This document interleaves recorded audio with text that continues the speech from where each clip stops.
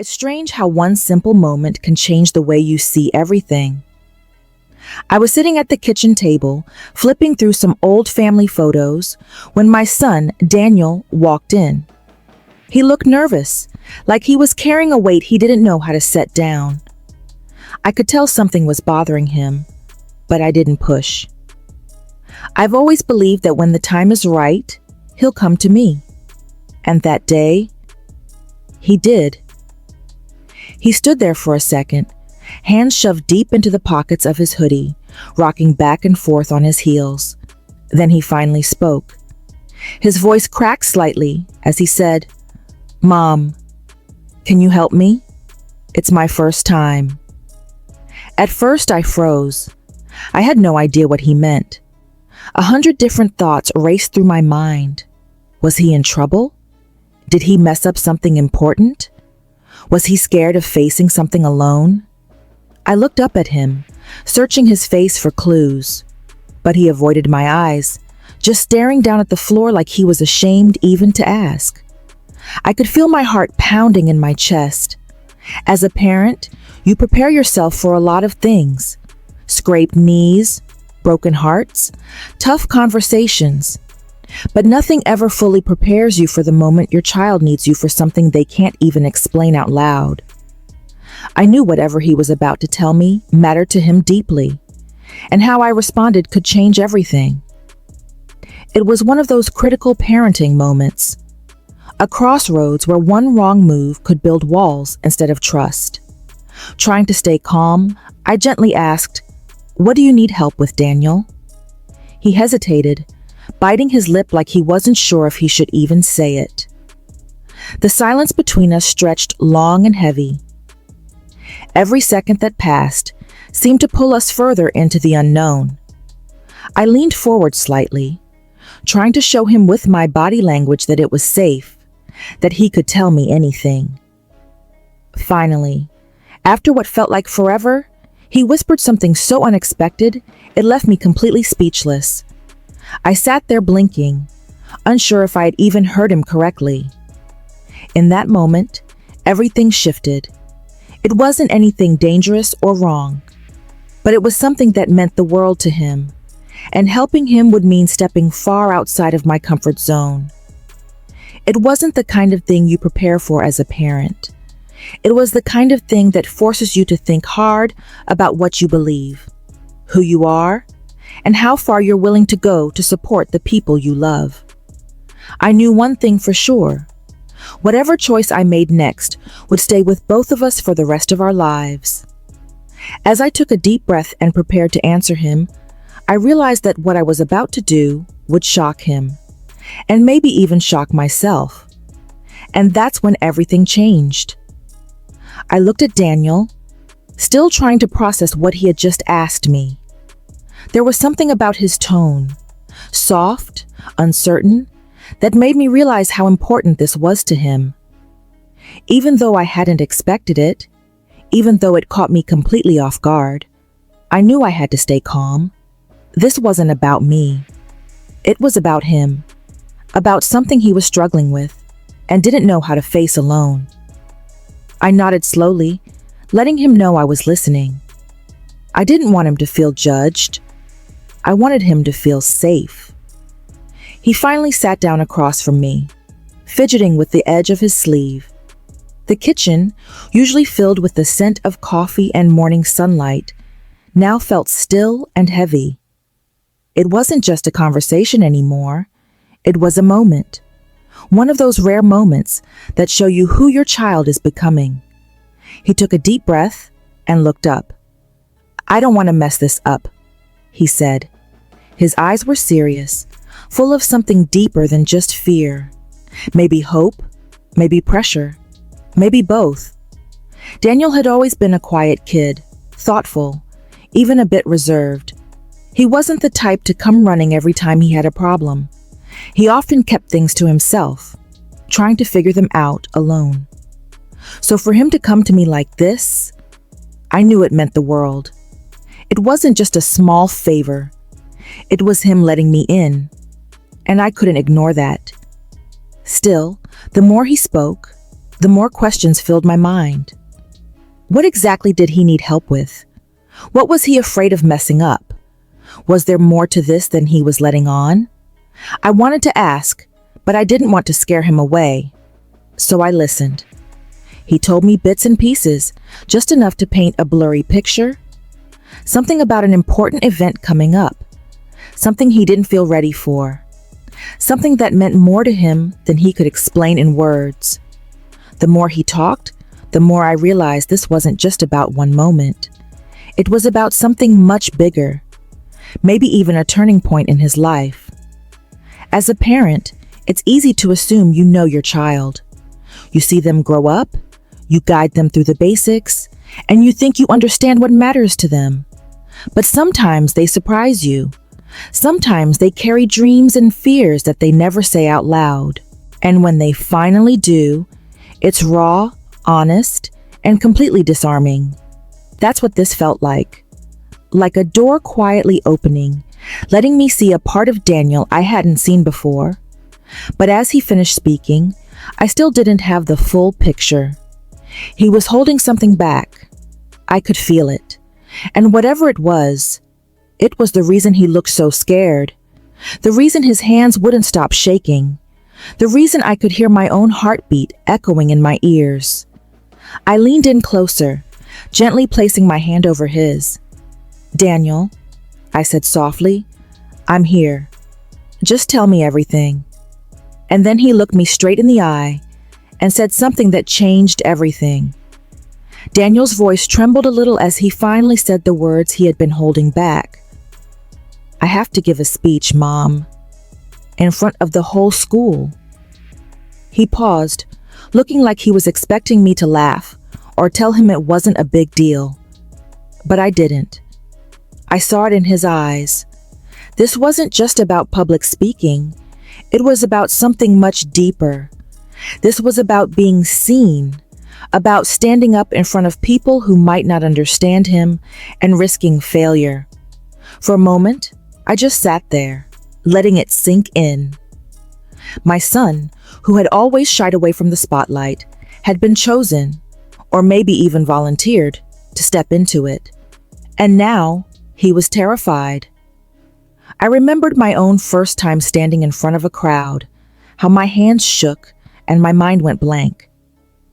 It wasn't easy then, and it's not easy now. Especially not for someone like Daniel, who felt everything so deeply but rarely showed it.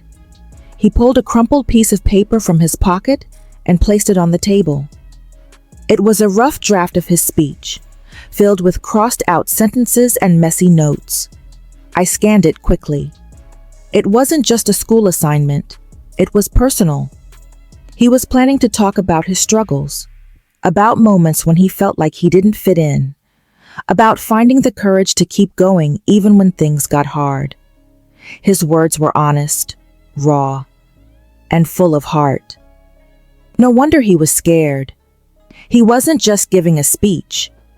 He was putting his heart out there for everyone to see.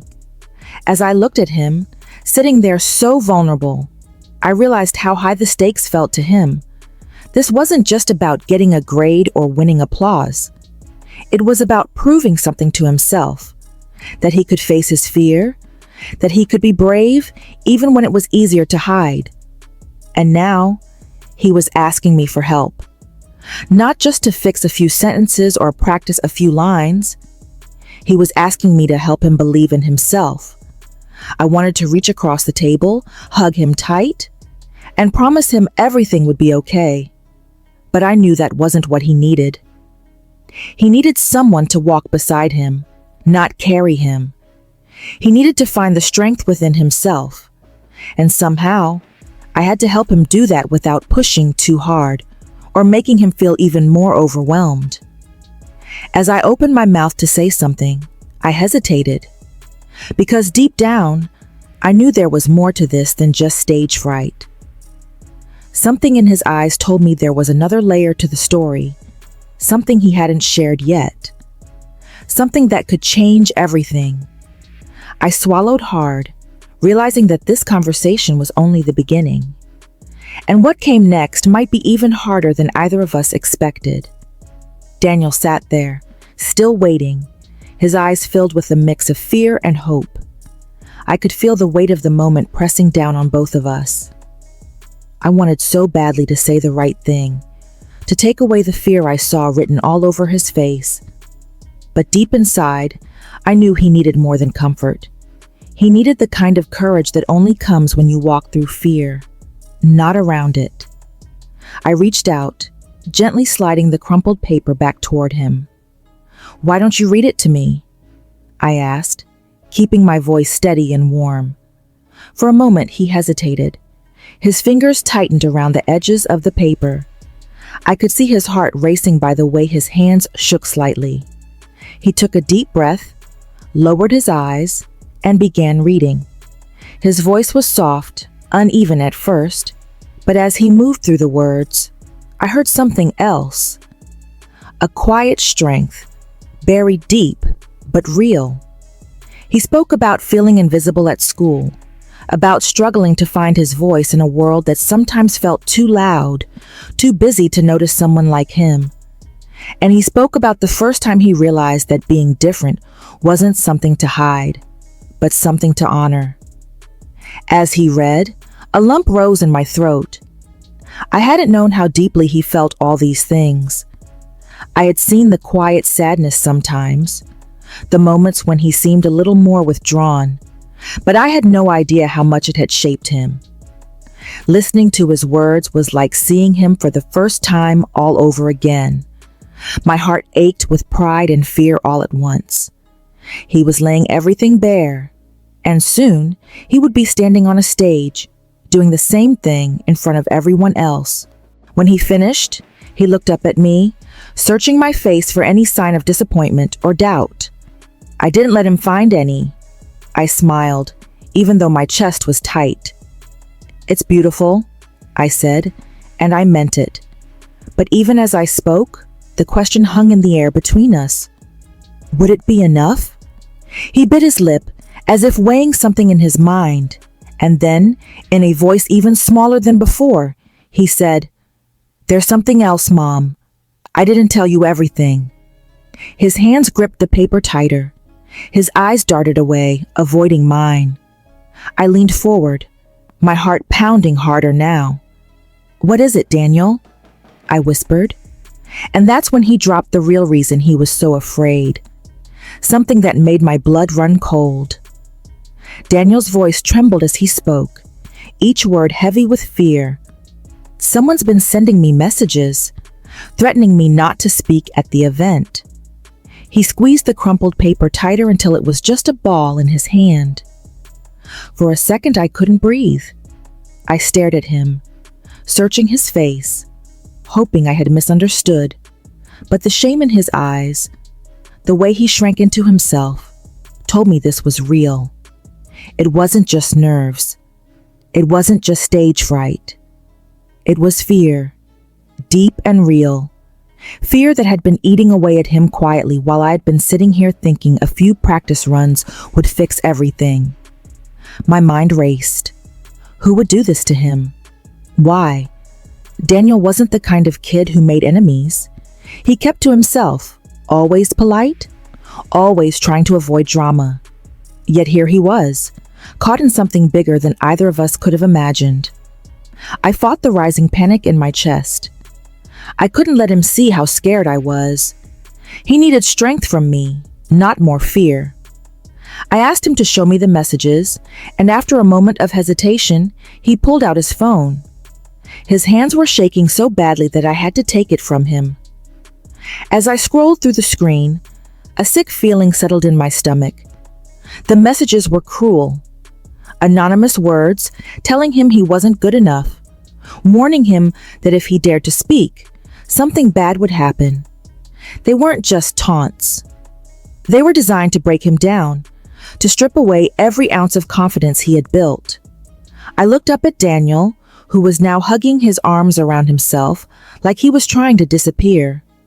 I wanted to tell him not to worry, that everything would be okay. But even I didn't know that for sure anymore. The stakes had changed. This wasn't just about a speech anymore. It was about standing up against fear, about fighting for his right to be heard, even when someone wanted to silence him.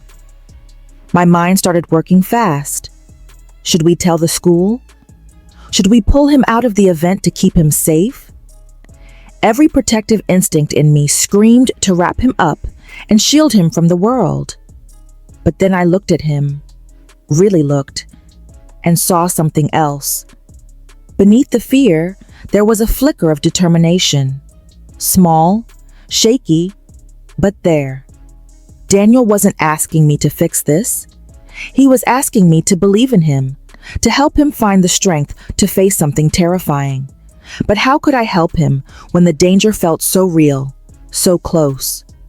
Before I could answer, his phone buzzed again. Another message, and this one was worse than all the others.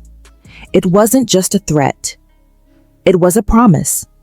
I felt a chill run down my spine as I read the words, knowing deep down that whatever choice we made next would change everything forever.